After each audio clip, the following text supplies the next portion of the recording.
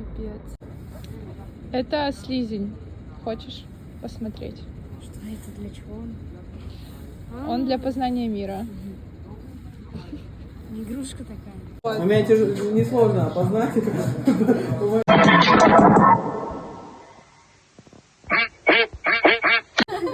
Давайте. Блин, он такой красивый, вам так повезло. Да. А вам он подходит. Ух ты, вот такой вот. Наверное, вот такой будет. Я так и знала, что вы его выберете. Видите? Что будете с ним делать? Мы будем ползать по миру этим слизням и в целом находить какие-то новые интересные штуки. Ну ладно, держи, ладно, ты заслужил. Спасибо большое. Придется вам его подарить. Держите. Спасибо большое, очень Мы красиво. Это слизень познания мира. Давай, запью.